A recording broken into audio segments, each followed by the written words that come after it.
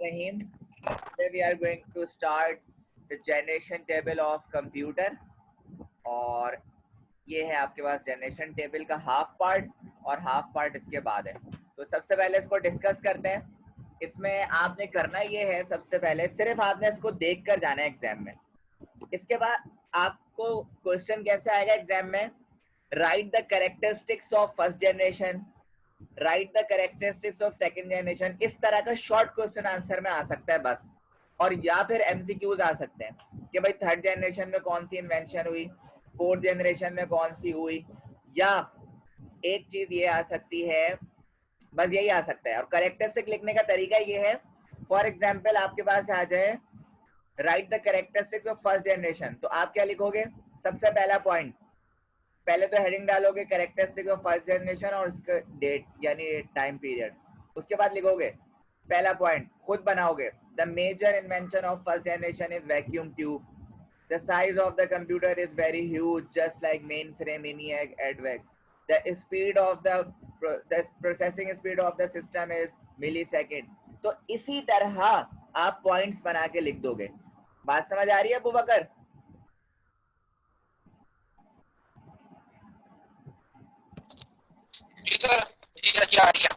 अच्छा, अब देखो जरा, मैं ऐसे रीड कर रहा हूँ, वही क्लास 9 वाला है जो टॉपिक है, ये रिकॉल हो जाएगा इंशाल्लाह आपको। अच्छा जी, जनरेशन ऑफ कंप्यूटर्स में आपके पास 5 जनरेशन है, first second third fourth fifth.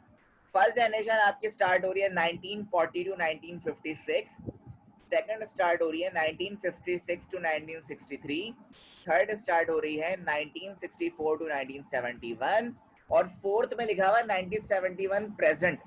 मतलब 1971 से अभी तक जो फोर्थ जनरेशन में चीज डेवलप हुई है, स्टिल वी आर यूजिंग, हम अभी भी यूज कर रहे हैं। और फिफ्थ जनरेशन में आपके पास है प्रेजेंट एंड बियॉन्ड, मतलब इन फ्यूचर जितनी भी चीजें आनी है that will be included in fifth generation, वो सब फिफ्थ जनरेशन में आपके पास आएगा।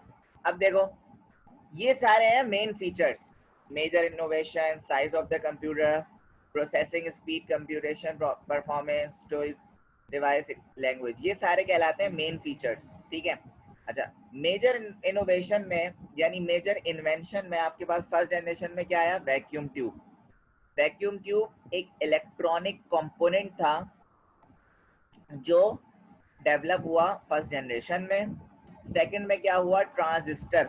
ट्रांजिस्टर का मतलब देखो, ट्रांजिस्टर जो वर्ड है वो निकला है ट्रांसफर से, और ट्रांसफर का मतलब होता है तब्दील करना, ट्रांसफर का मतलब होता है मुंतकिल करना एक चीज को। जैसे मैंने इधर से डेटा उठा के उधर ट्रांसफर कर दिया, तो ट्रांजिस्टर का काम भी यही था कि डेटा को ट्रांसफर करना। ये भी एक इलेक्ट्रॉनिक कंपोनेंट था।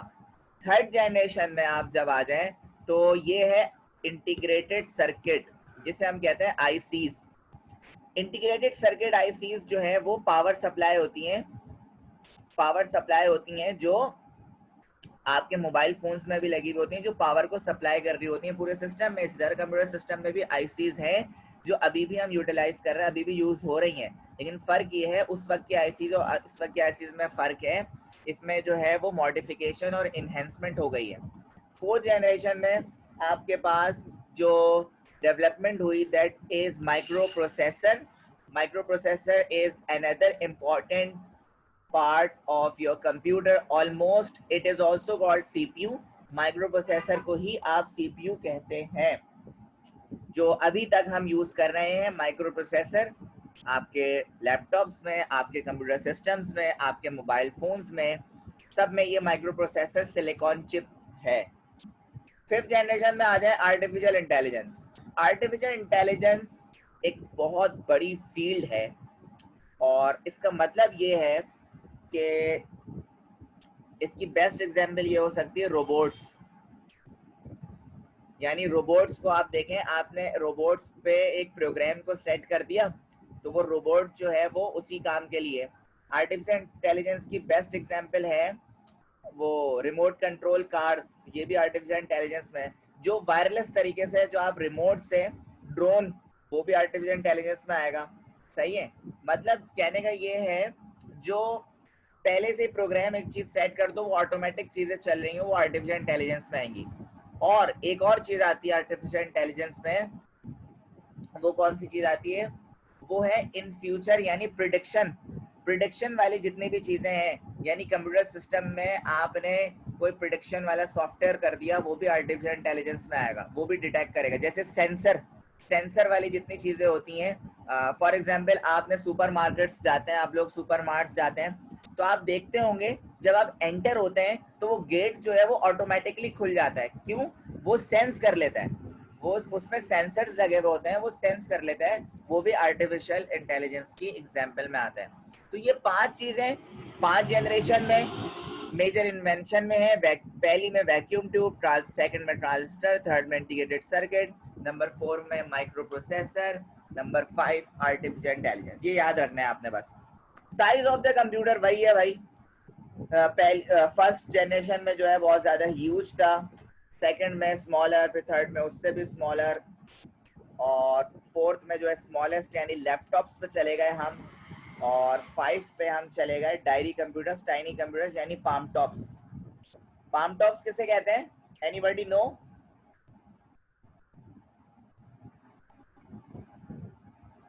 पाम टॉप्स किसे कहते हैं भाई?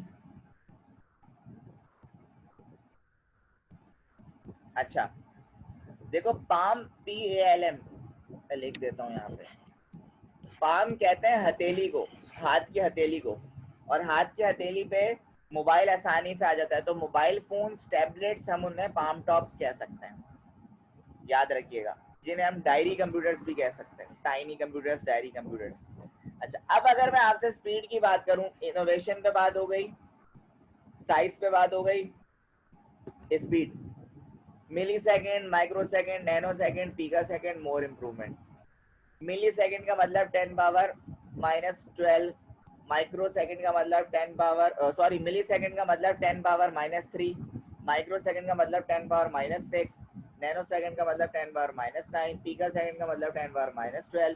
तो ये बढ़ते बढ़ते बढ़ते और बहुत ज़्यादा इम्प्रूव हो चुकी है, यानी आपकी प्रोसेसिंग स्पीड बहुत ज़्यादा हाई हो चुकी है। यानी आप खुद देखें ना, आप कंप्यूटर सिस्टम पे जो भी लिख रहे हैं वो सब क्या हो रहा है, फौरन आपके स्क्रीन पे आ जाता है प्रोसेस होके।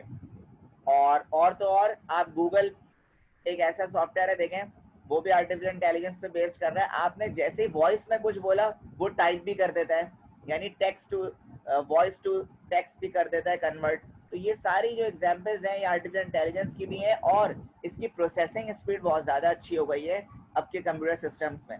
आप देखें ना, अब आप मोबाइल फोन्स में भी इतनी अच्छी प्रोसेसिंग स्पीड आ गई है कि अब जो वो कुछ गेम्स हैं वो इतने, यानी वो जो गेम चल रहा है कॉमनली पबजी, वो कितना कॉमन हुआ है और कितने अच्छे ग्राफिक्स हैं उसमें, तभी लोग उससे लाइक कर रहे हैं, क्योंकि वो स्पीड अप भी है गेम, थोड़ा सा स्पीड वाले मोबाइल फोन्स में ज़्यादा यूज़ होता है। अच्छा, अब आ जाए स्टोरेज डिवाइस, कि भाई डाटा आप किस किस में स्टोर कर सकते थे। फर्स्ट जनरेशन में आप कर सकते थे पंच कार्ड और मैग्नेटिक टेप में, सेकंड में भी मैग्नेटिक टेप में, थर्ड में आ गया मैग्नेटिक डिस्क में, फोर्थ में फ्लॉपी डिस्क, और फिफ्थ में CD रोम और मेमोरी कार्ड, USB, वो सारी चीज़ें फिफ्थ में आ जाएंगी आपकी जो न्यू टेक्नोलॉजी है, जिसमें आप डेटा को स्टोर कर सकते हैं। और इसमें फ्लॉपी डिस्क, हार्ड डिस्क दोनों आ सकती है, जिसमें आप जितना चाहें डेटा को स्टोर कर सकते हैं एक्सटर्नली। अच्छा, लैंग्वेजेस मैंने अभी कल ही पढ़ाया है, परसों शायद, लैंग्वेजेस का टॉपिक। फर्स्ट में मशीन लैंग्वेज, कौन सी, 0 1 वाली। सेकंड में असेंबली, असेंबली कौन सी, जो सिंबल्स पे बेस करती है। और कुछ high level language just like COBOL and FORTRAN. उसके बाद आपके पास मजीद हाई लेवल लैंग्वेजेस आई, फोर्थ में भी आई, और फिफ्थ में आपके पास ये जो आर्टिफिशियल इंटेलिजेंस है लैंग्वेज है बेसिकली में, ये क्या है, लैंग्वेज है जो फिफ्थ जनरेशन में डेवलप हुई थी। तो ये वही पूरा 9 क्लास वाला जनरेशन टेबल है, जिसको रीड करना it will be very easy for you, and also this is understandable for you. Okay, generation table of computer में आप मेन मेमोरी में आ जाओ भाई। मेन मेमोरी, मेन मेमोरी में फर्स्ट जनरेशन में आपके पास क्या था, मैग्नेटिक ड्रम। सेकंड में रैम रोम। देखो, रैम रोम वही है बेटा जो सेकंड जनरेशन में स्टार्ट हुआ, मतलब 1950s या 1960s में स्टार्ट जो रैम रोम था, वही आज हम यूज कर रहे हैं। लेकिन आज हमारी मेमोरी इतनी ज्यादा है, अब आप मोबाइल फोन्स में ही देखें, 6 6 MB सॉरी 6 GB रैम आ जाती है मोबाइल फोन्स में, 8 GB रैम आ जाती है, और अपने सिस्टम्स में तो 8 GB 16 GB रैम होती है। यानी अब इन्हेंसमेंट हो गई है। एक बात याद रख लिएगा, टेक्नोलॉजी कभी भी पूरी तरह से रिमूव नहीं होती, उसमें इन्हेंसमेंट होती रहती है, उसमें मॉडिफिकेशन होती रहती है। उसके बाद रैम रोम की टाइप्स, ये जो पी रोम है ये रोम की टाइप है, और डी रैम है रैम की टाइप है। ये E P ROM, S RAM, फिर सेम डिम, जितनी भी आपके पास मेमोरीज हैं, ये first second third fourth fifth में, ये सारी क्या है, रैम और रोम की टाइप्स हैं। और जो फिफ्थ में है वो सिम डिम भी है। सिम कौन सी, single in line memory module, और डिम कौन सी, dual in line memory module, ये जो हमने पढ़ा था। क्वांटिटी यूज का क्या मतलब है कि फर्स्ट जनरेशन में हंड्रेड्स ऑफ कंप्यूटर्स यूज हुए, सेकंड में थाउजेंड्स ऑफ यूज हुए, थर्ड में 10,000 यूज हुए, फोर्थ में मिलियंस, और फिफ्थ में मिलियंस और बिलियंस पे जाए कंप्यूटर्स अब यूज कर रहे हैं लोग। क्वांटिटी यूज का मतलब ये है कितनी तादाद में लोगों ने यूज करा। अच्छा भाई, एडवांटेजेस यानी क्या क्या फर्स्ट जनरेशन के फायदे थे भाई। वैक्यूम ट्यूब, ये मैं बता चुका हूँ, वैक्यूम ट्यूब एक इलेक्ट्रॉनिक कंपोनेंट था। उससे छोटा आपके पास आया जो कम हीट पड़ता था, transistor, smaller size, less heat generated, more reliable, faster. फिर आप आ गए आईसीज पे, even smaller size, lower heat generation, less power. देखो पहला जो था वैक्यूम ट्यूब बहुत हीट प्रोड्यूस करता था, दूसरा जो था उससे कम, तीसरा जो है उससे कम, चौथा जो है वो हीट ही प्रोड्यूस नहीं करता था, यानी उसमें एयर कंडीशन ही नहीं चाहिए, वरना इन तीनों में एयर कंडीशन की जरूरत पड़ती थी। अच्छा जी, पांचवा क्या है, और डेवलपमेंट हो रही है, मोर डेवलपमेंट।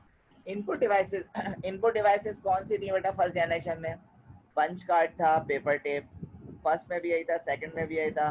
फिर थर्ड जनरेशन में कीबोर्ड, माउस वगैरह आ गया था। थर्ड, फोर्थ और फिफ्थ मैंने तीनों में कीबोर्ड डाल दिया ताकि आपको थोड़ा सा जहन में रहे, वरना फिफ्थ में तो आप कोई सी भी इनपुट डिवाइसेस लिख सकते हो, mouse, joystick, lighter, pen etcetera. Output में आप देखें,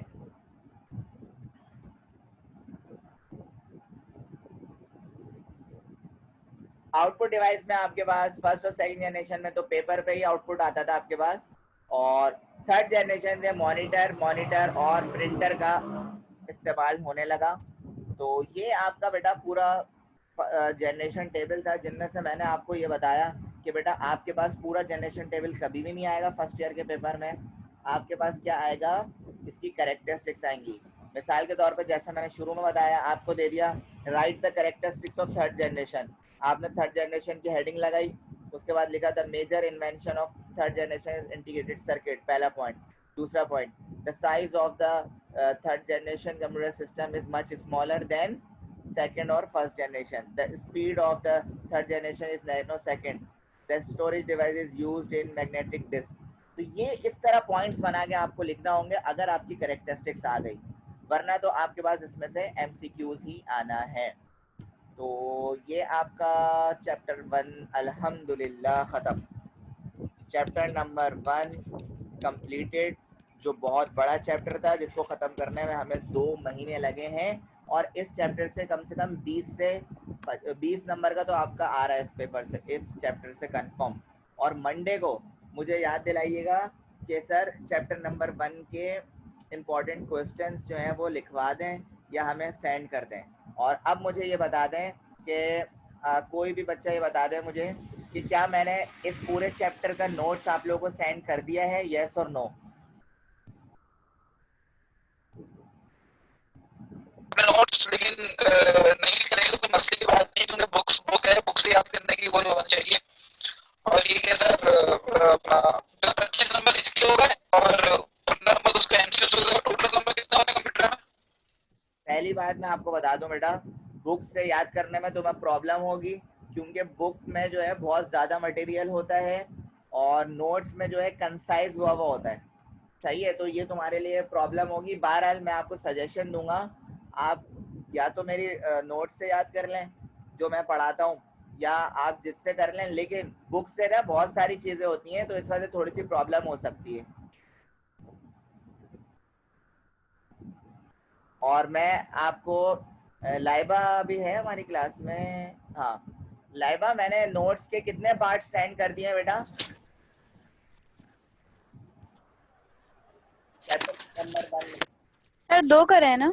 2 करें, ठीक है। तीसरा पार्ट करना है ना मुझे सेंड? यस सर, करना है। ठीक है, ठीक है। और नेक्स्ट वीक फिर मैं आपको बताऊंगा कि मंडे का वेडनेसडे का क्या टेस्ट है। अच्छा, सैटरडे को तो आपका मैथमेटिक्स का टेस्ट है 4.3 4.4 का, उसकी तैयारी कर लिएगा आप लोग, सही है?